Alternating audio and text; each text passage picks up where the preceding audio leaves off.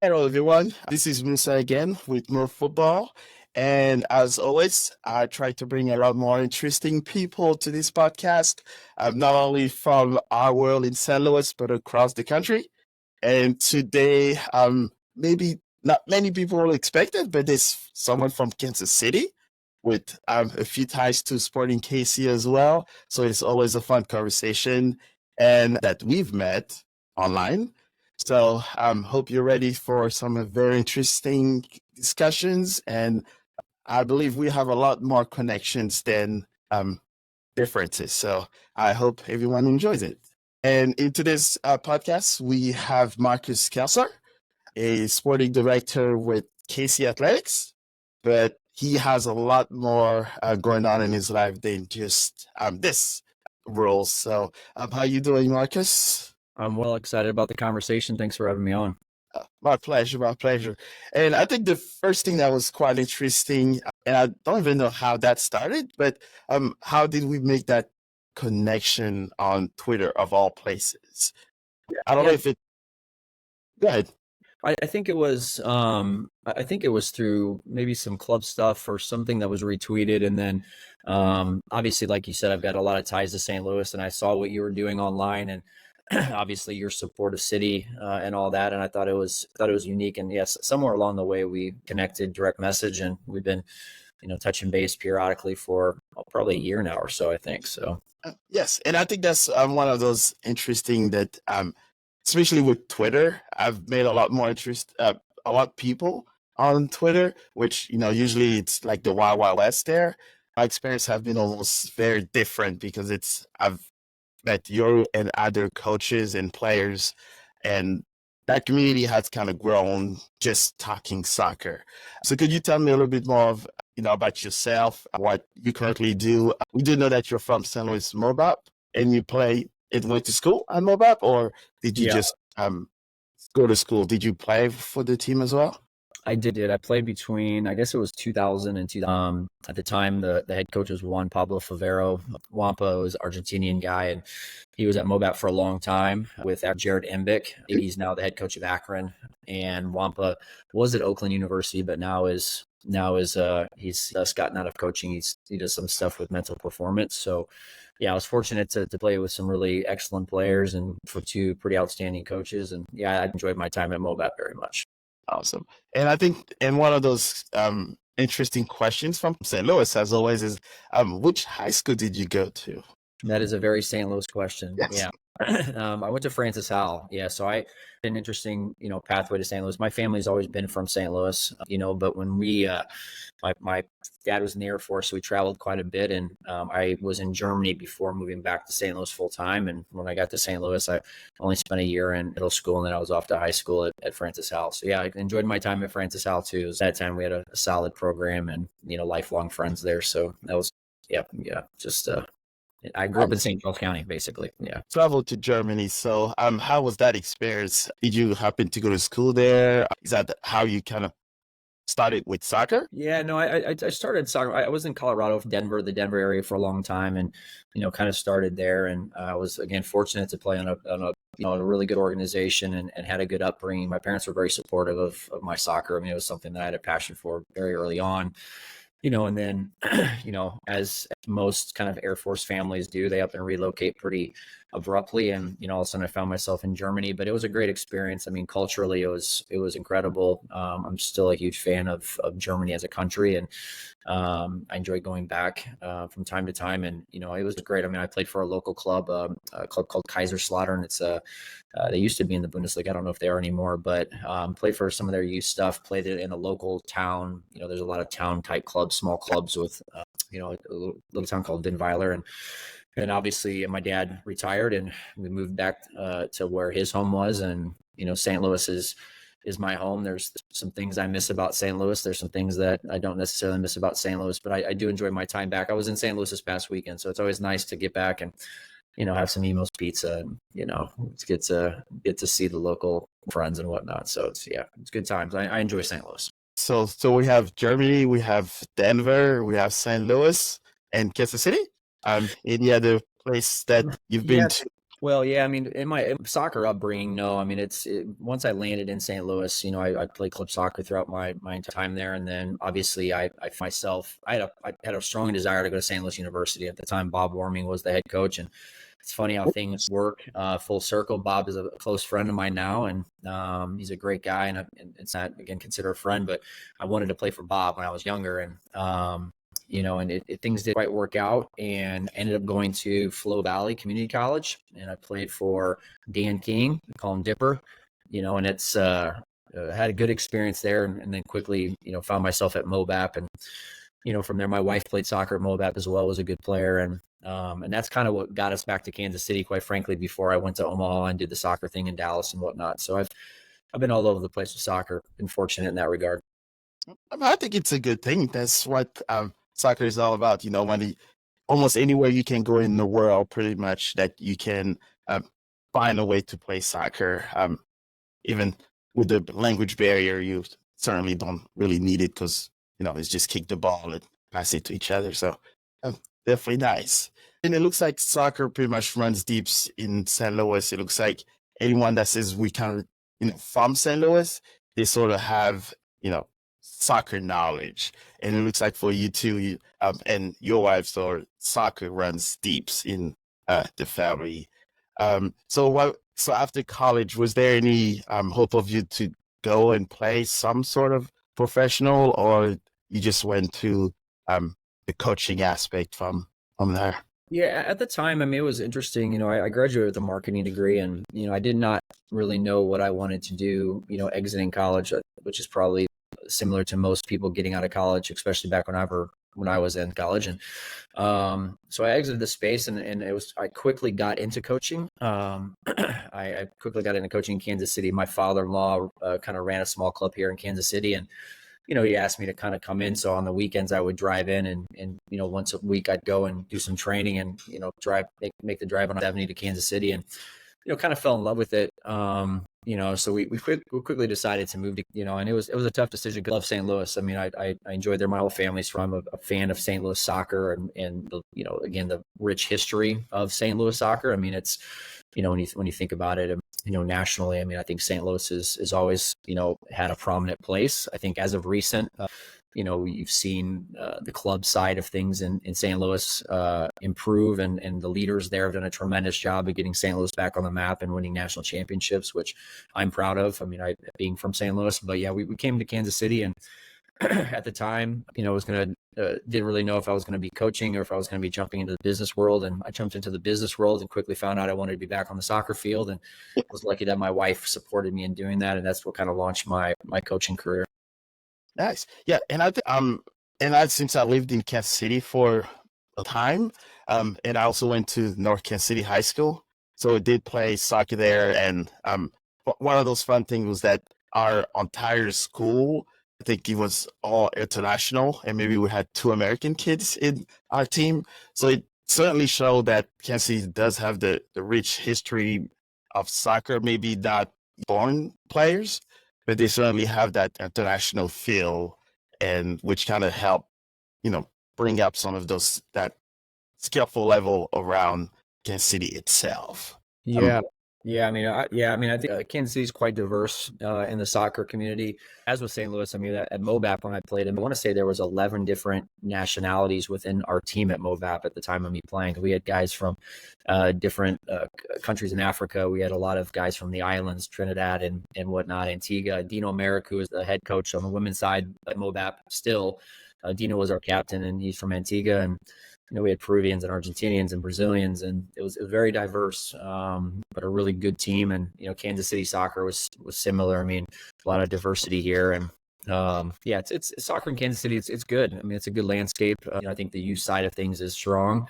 We're not quite as big of a market as St. Louis, but we certainly have got, quite a bit of talent here. So it takes times, if some of them stuff from way back in beating England in the World Cup. So it takes a little time to get up to that sort of history for the cities.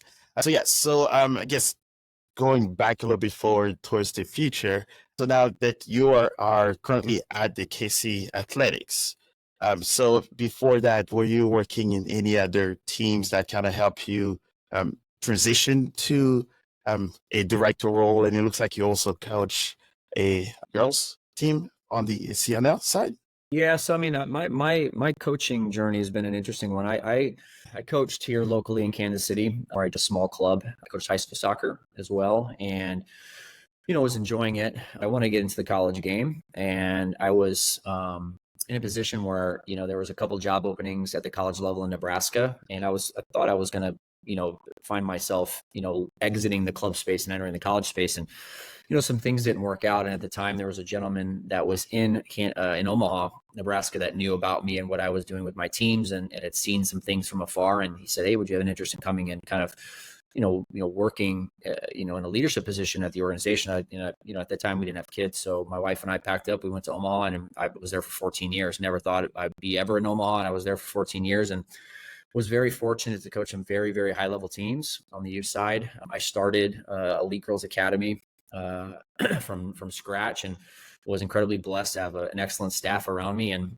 we built Elite Girls Academy into what was undoubtedly the best club in Nebraska. And we were competing against all the top clubs in the region, and we had some teams that were very competitive nationally, and that was prior to the ECNL. So I mean, we were competing for national championships in a very small market before the league, the ECNL, what it is today, was even established. And so was there for 14 years, and had two kids there, or three kids: Kennedy, my youngest, Noah, my middle, and Elijah, my oldest. And really enjoyed my time in Omaha, and I feel like we were provided a invitation to join the CNL in 2014.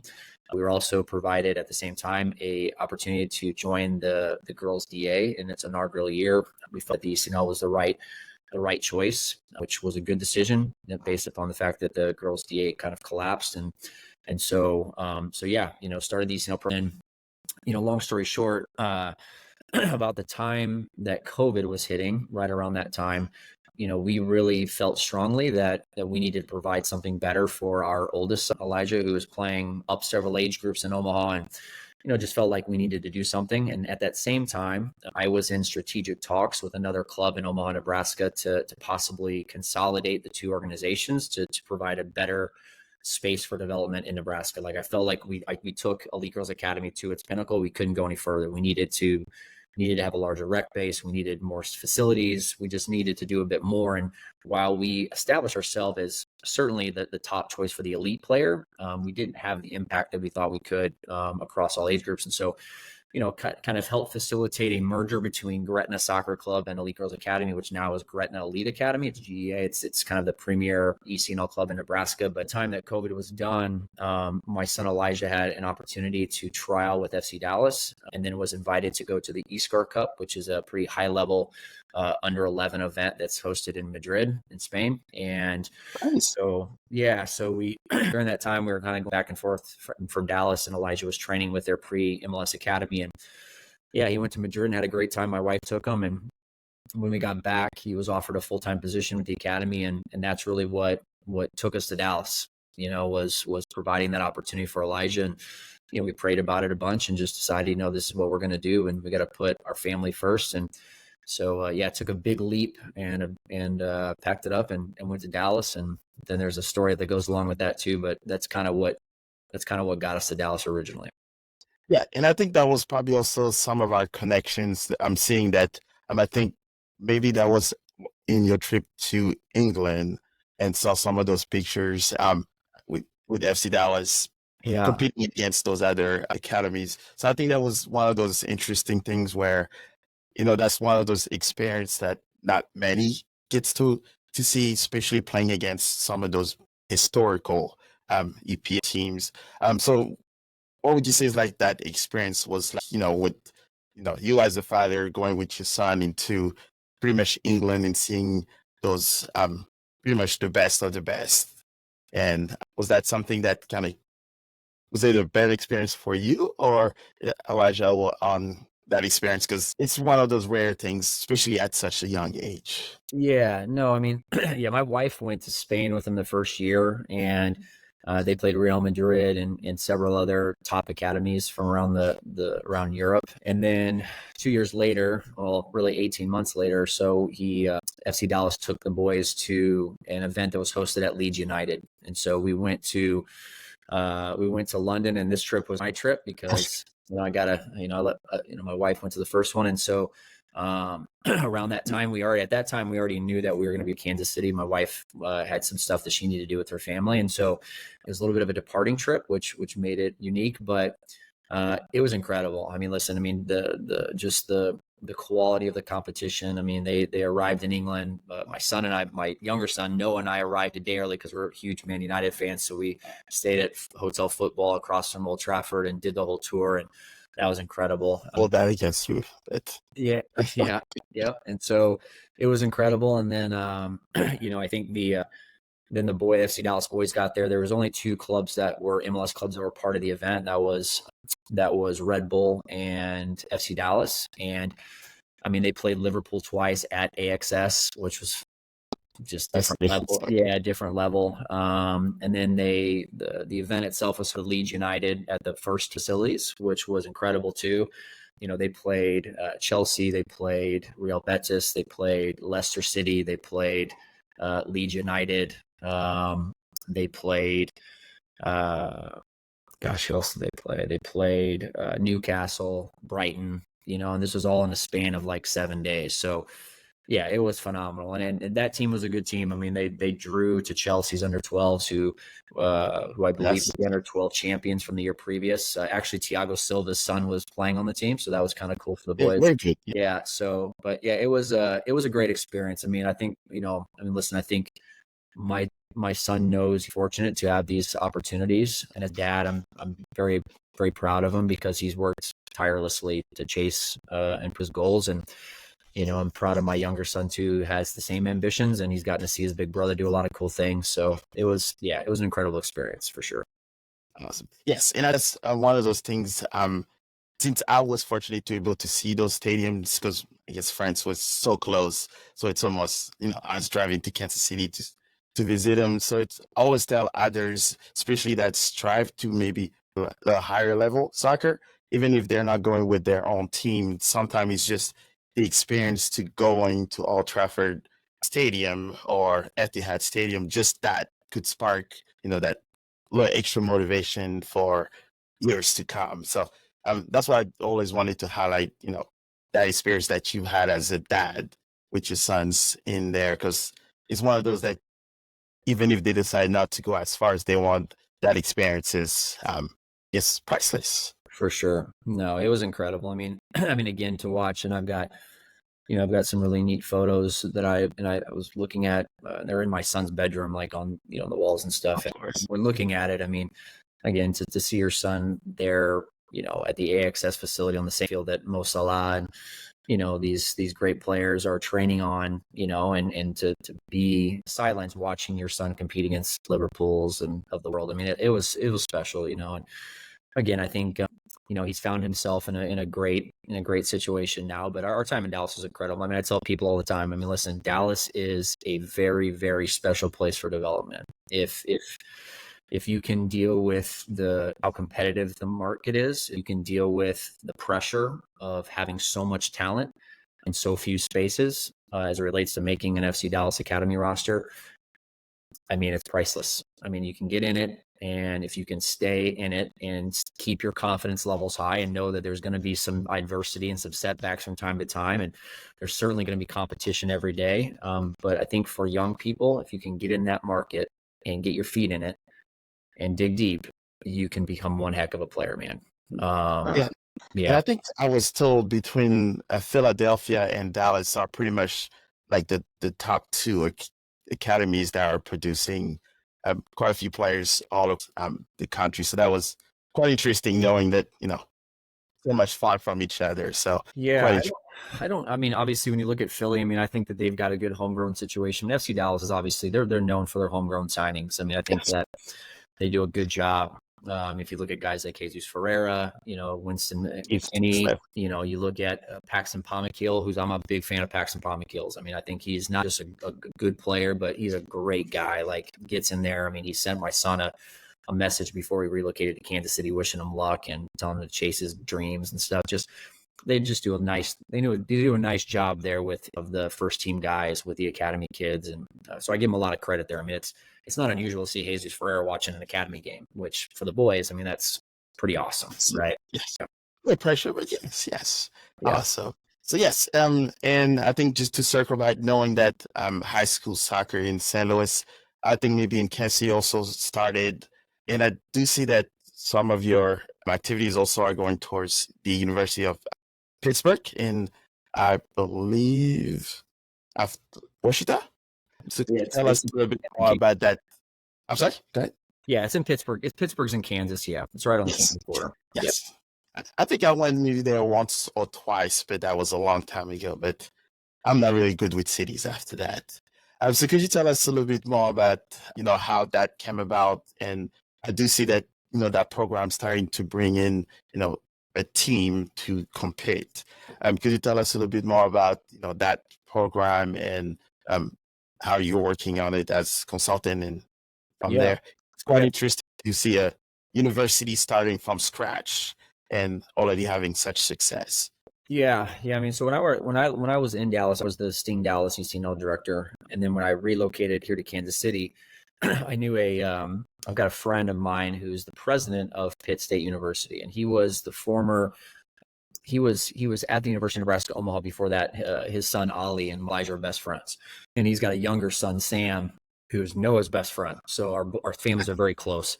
And Dan is huge fan of soccer, and his son Ali plays at Shattuck St. Mary. And he basically said, Marcus, we're going to start a college program, and would you like to be involved? And I said, as much as I can be involved, it depends on kind of what you're looking for. And they said, let's have a meeting with the AD. And I drove down there, and I was blown away by the facilities. I mean, Pitt State, for those that don't know anything about it, it's one of the big established programs in NCAA Division II. It's very well known for their football, for their track and field, who are national champions. Some great facilities, great people, great community. I was blown away by it all. So it was a no-brainer for me. They just said, Marcus, we want to your point, we want you to try to kind of help us build this thing from the ground up. And so, my responsibilities was really just consulting them on things that were soccer related as it relates to stadium, facilities, equipment, give them some ideas about, the market that they are in and the target markets they should be focused on for recruiting. Was to assist them in finding a head coach, which we were very fortunate. Wes Brandsetter, who's a very dear friend of mine, he was the associate coach at Oral Roberts, helped assist them in bringing in Kat Nichols, who's the full-time assistant. Kat is from Birmingham. I've been close with Kat and her fiance for a very long time. And yeah, I mean, that was the makeup of it. And Wes has done a great job. Wes and Kat have built that roster, and they continue to add quality. The academic and the athletic side of things has been spot on. I mean, you really supported Wes in that regard. And, they're going to have a team in the fall of 2024, and they're going to compete in the MIAA, which is a great Division II conference. And, I think they've got a shot to surprise people. I mean, I think they're going to be a lot better than what people think they are, as a first year program. So really excited to watch them and to see what they're able to accomplish. And, obviously I feel very fortunate to play a small part in kind of the makeup of that team. So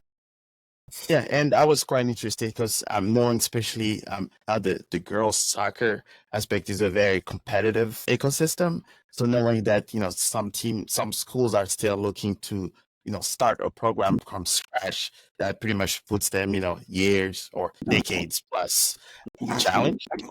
That makes it quite interesting. So what would you say, I guess, is like one of those differences between girls and boys when you coach? Because I've coached my daughter for a while, and I'll always tell them that they're tougher than boys playing soccer. And if I was at that age, I probably will stay away from because they're a lot more tougher that way. Yeah, I mean, listen, I always tell people that I've specialized in girls coaching because I'd rather deal with the emotions of a female than the ego of a male. And I think it's a funny way to describe it. But I mean, listen, I think big cultural person. I'm a big believer in building creating a space where there's a lot of leadership involved, and there's a lot of buy-in to what you're trying to accomplish, not just individually, team by team, but collectively as a program. And I think that that's what's kind of led me. I've never coached boys. I did one little stint of working with our JV boys program at MOBAP right when I was done. But outside, I've always coached females for my entire 20-year career. And right now I serve as, to your point, the director, ECNL director at KC Athletics. I coach our 3 oldest age groups. And yeah, I enjoy it a lot. And, when it comes to boys soccer, I'm just a fan, just watching my kids play, and Elijah now is at Sporting Kansas City and their academy and has found himself a great coach. And they've done a nice job there. And Elijah's thriving. And a lot of that has to do with, just sporting and the setup they have there. So I've been very happy with that as well. Yes, and I think that's one of those things where I even coach my girls, kindergarten all the way to actually 8th grade, for them go high school, and I think my son, I did maybe three years, and then after that, I'm like, yeah, maybe I'll go back to the 2 youngest girls. So I definitely, I kind of relate some of those. So when it comes to coaches, because we have a few young coaches that I know on my side that have inspirations to actually become coaches. So what would you say is maybe 2 or 3 things that you would give them as an advice on how to be guess a coach or even a better coach? Because knowing that us growing up playing sports, we've had to deal with different kind of coaches, so we tend to gravitate to a certain kind of. But how would you say it's that you are as a coach, and that your 3 of your principles, we'll call them? Yeah, I think the first, I think the thing that I would recommend to anybody who wants to get into coaching is to find a mentor. I think that find someone that has been doing it a long time, that has done it at a high level, and and does it in a stylistic way that you appreciate. Whatever your principles are, try to find a mentor that is aligned with those same principles and has done it over a sustained period of time at a high level. I was very fortunate. My mentor as a young coach was John Walker, who was the head coach of Nebraska. A lot of what makes me a coach, as it relates to just my principles and how I want my teams to play, are very much aligned with Nebraska soccer and Husker soccer and John Walker. And I attribute a lot of the success I've had as a coach to a mentor early who was able to show me the way. So that would be the first thing. I think the second thing is watch the game at all levels. I was very fortunate yesterday. I spent about 90 minutes with Vlatko Ananoski, who obviously was the women's national team coach and now is the head coach of the KC Current. I spent 90 minutes talking with him, and we were talking a lot about development. And I think that one thing that we had spoken about, and he had mentioned about himself, which is absolutely true, is he's coached at every single level. He's coached. I coached against him in youth soccer in Kansas City before he went on to bigger things, but he's coached indoor professional soccer. He's coached community college soccer. He's coached obviously professional soccer, and so I think that in order to really understand coaching and to really understand development, I think you need to know all layers. There's never been a better time in history, as to watch high level soccer, and to watch high level academy soccer. You can go on YouTube and find academy highlights. You can watch the under 18s at Man United. You can watch so much soccer. And also, different cultural trends, just so, again, I think being a good student of the game. So I think first and foremost, find a great mentor. Secondly, immerse yourself in the studying of the game and come up with your own philosophies and how you want to play and how you want to develop those players to do the things that you want to do systematically. I think the third thing also is to never forget it's a game. I think club soccer is very competitive. It's very competitive, even at youth level. And there's a lot of, it's not just as simple as laying cones anymore and showing up on game day. Like, there's a lot of things in the background. There's a lot of noise in the background with the pay to play system, and which is necessary. Okay. In this country, regardless of what anybody says, it's necessary. But I think sometimes you have to be able to take a breath, take a step away, and understand why you're doing it. And the why is because you love soccer. And it's easy to fall out of love with things if there's stress always involved. And so, I consistently try to do that. So I think those are the 3 big things: a mentor, studying the game, being a student of the game, and not falling out of love with the game because of the stresses that are a part of it, depending upon the level that you coach. Right. Yeah. And I think that almost kind of relate to even, funny enough, I almost say the same thing to players that I talk to and that I coached, or pretty much the 3 things that you've kind of highlighted almost go to four players. Maybe the first one might not be a mentor as of like, to talk to, but it's more of like players that you wanted to be like. Because from what I can see, fortunately with like a lot of American kids is that when you ask them, who's their favorite player, a lot of them probably won't tell you, who they are, or they will just use, the big names like Ronaldo, Messi, or Alex Morgan, when usually they even play the different position than those individuals. So it looks, and the second one is like the student of the game, they just have to watch more soccer. Yes. I mean, it looks like a lot of them, it's, if they only do soccer when they're practicing, they don't really know, how to play with the ball or what to do with the ball because, it's almost foreign to them. And it looks like the last one is, just enjoy it. That's why I kind of do this podcast and watch a lot of soccer, is that I almost take the business aspect out of it and just enjoy watching it. So it looks like your coaching is almost the same thing as for players to do. Yeah, I mean, I tell my kids all the time. I mean, I posted something on Twitter a few days ago with the Gold Cup final and said, listen, I mean, it's if you have ambition to play internationally, you have to watch international soccer. It's the same thing. If you have a desire to play college soccer at a high level, you absolutely must watch college soccer at a high level. You have to watch these things. And again, there's never been a better time in history to have access to this without actually being at the event, right? I mean, there's just so many different methods to watch the game.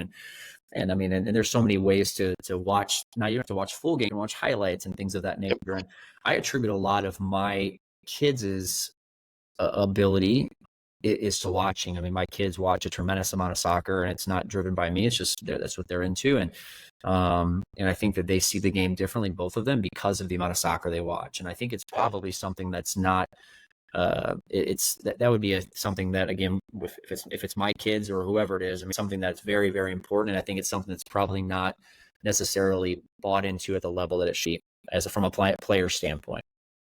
Yes. Yeah. And that's probably you see me online, giving away tickets and forcing kids to come with me to games just for that reason, because we've seen just having City now an actual professional, you're starting to see a lot more kids going to those games, and it looks like they have that excitement. So they're finally getting to see, live. So now they get to kind of push themselves to strive to be like those.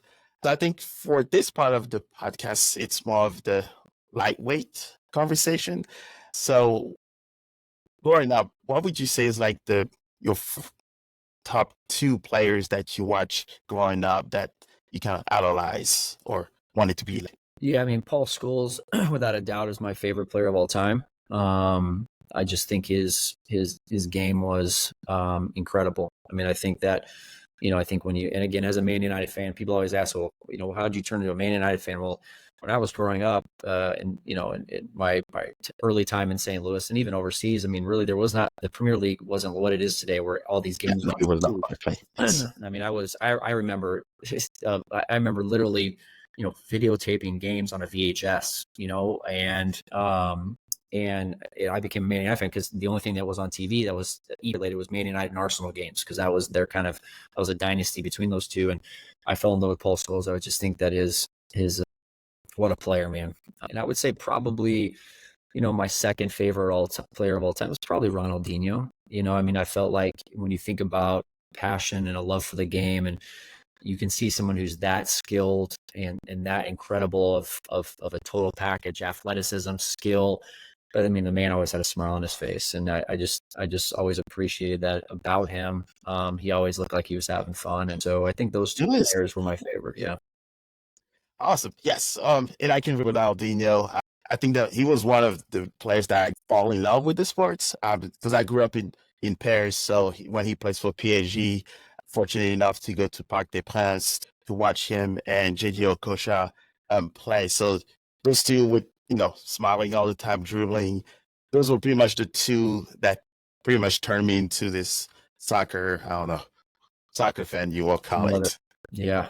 What a fortunate time to be in Paris, to see those sorts of, I mean, just so incredible. I tell my one of my son's best friends, Lennon Lucian, his dad is Peter Lucian. I don't know if you know Peter, but Peter He's the first assistant at FC Dallas now on the MLS team, but Lennon played with Elijah on that pre-MLS team, but Peter, they're from Paris as well, and I mean, he played for Atletico Madrid, and I actually think he might have played at PSG as well, Peter. But I told him all the time, man, I've never been to Paris, but man, I'd love to go to a PSG game. I think it must be pretty incredible. You'll have to before the owners decide to move it, because I think there's talk that I guess there's a dispute with the owners of the Parc des Princes to move it to Stade de France. So matter of time. Yeah. Awesome. So yes, so and that will bring him to more like the MLS now. So knowing that we have Sporting KC and St. Louis, where everybody knows, all the stuff that happens with. What would you say, like but for Messi and have Messi now in the MLS, and that kids in the US are able to see him pretty much live and our TV? How do you see, his presence now with the MLS and bring that, the Messi media to the rest of the country and world?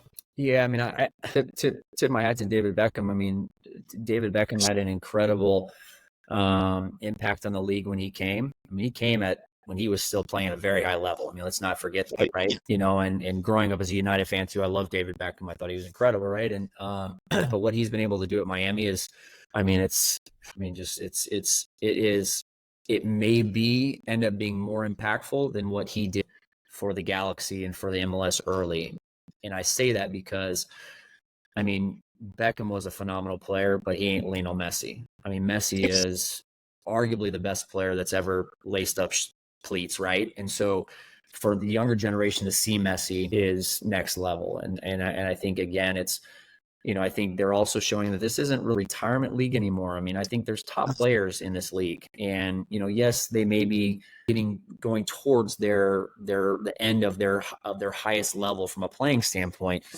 I mean, if you could drop Messi in any team in the world and he would do incredible things. And so the fact that he's chosen to come here and represent the MLS, and you got guys like Jordi Alba and Busquets and Luis Suarez. I mean, they're talking about Luka Modric possibly. I mean, these are top players, and so, yeah, I think it's incredible what they've done. And I hope it happens throughout the whole league. I know that every MLS club probably has a different place as to how they want to spend and who they want to recruit and what they want their brand to look like. But I mean, the more Luka Modric's and David Beckham's that we can, and Lionel Messi's that we can have in this league, the better. It's incredible.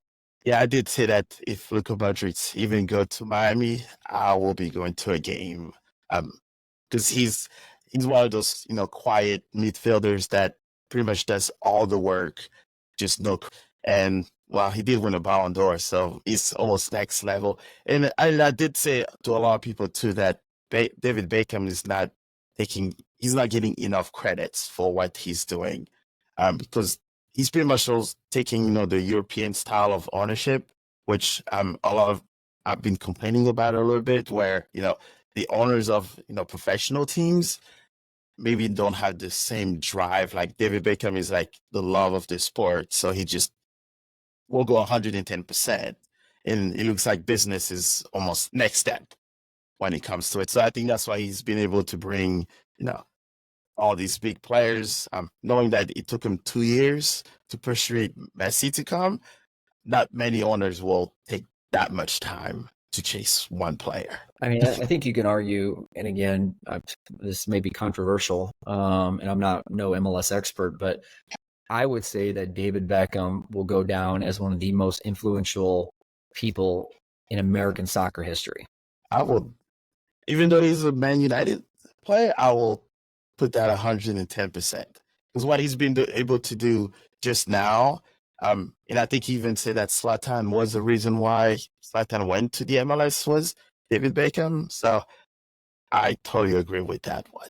Yeah. And again, I mean, being in Kansas City and being fortunate to have an MLS club here, fortunate for my son, my two boys, and also as a soccer fan, I hope it has a ripple effect throughout the whole league. I mean, I hope we start seeing, these high level players not just go to Inter Miami because of the project that David Beckham's doing, but come to Sporting Kansas City, go to St. Louis City. I mean, again, kind of spread the tent across, because I mean, what a joy it is for young people like your kids and my kids to be able to watch live soccer, which is different than watching on the TV, but to watch Yes. live soccer, and not just live soccer, but live soccer with, I mean, icons of the game playing in it. Just, yeah. Yeah, we're waiting for LAFC and Euro Lloris to come since he's our French national former goalkeeper. So that's the one we have checked in the box.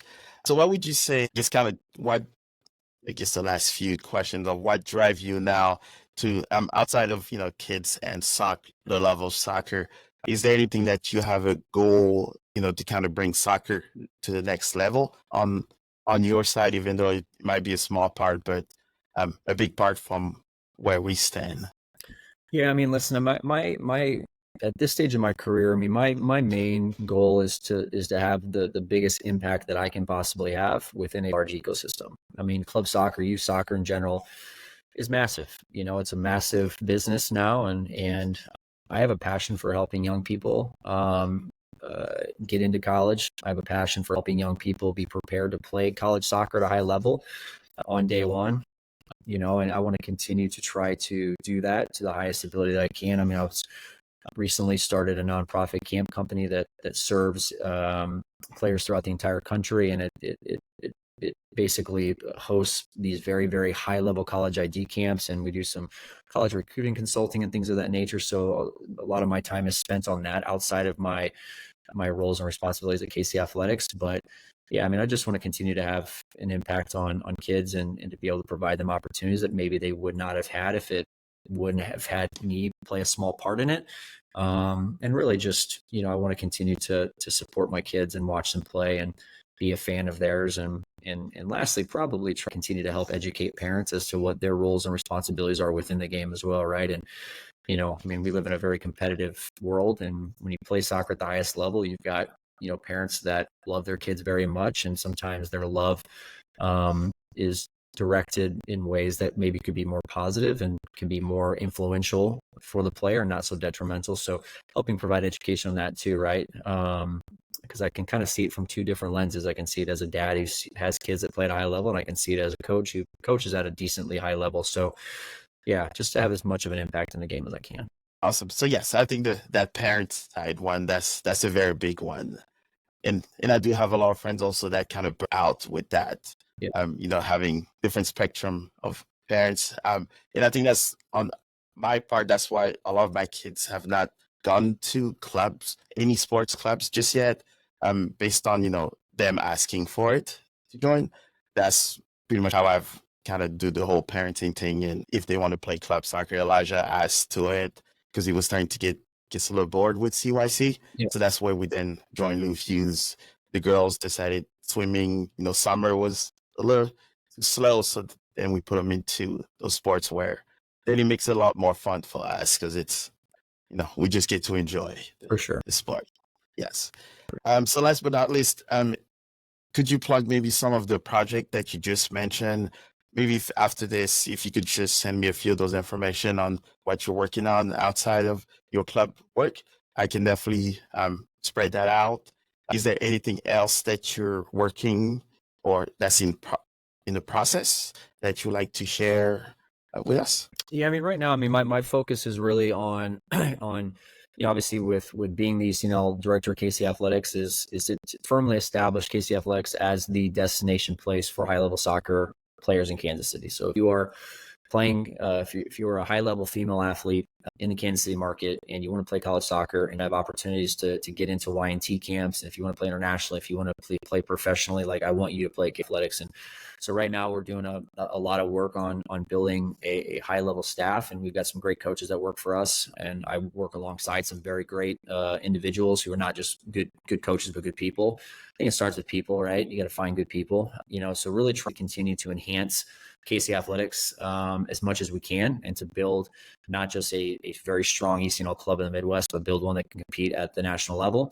And then also the camp company, I'm spending a lot of time, raising money for the camp company. I mean, the camps that we provide are not only very, very high level as it relates to the amount of schools and the quality of schools that come in to recruit at these camps, but we also set it at a price point that is much cheaper than any of our competition. And we do that because it's not about It's not about the company making money. It's about providing incredible opportunities to kids, and ones that are affordable and ones that can change their lives. And so that's what we're trying to do. So yeah, I'll certainly send you that information. It's on the website and whatnot. But yeah, that's what we're doing. And then, like I told you prior to the call, I'm chasing my kids all over the place. Both my boys have practiced tonight at Swope, so we'll head down there and get to be a dad and not a coach for a few hours, which is always nice. Yes. And I mean, I think that was one that just we kind of get along and also have that connections was that, yeah, we have quite a kids and sports and activity. And I think especially one of those things that I kind of appreciate about you also is that, and I can almost kind of relate is, you know, have the drive with the kids, teaching kids soccer, but not only soccer, but life lessons. And even though we almost have different religions, we're still showing that we priority on family, friends, and the people around us first. So that's one of those things that definitely appreciate from you.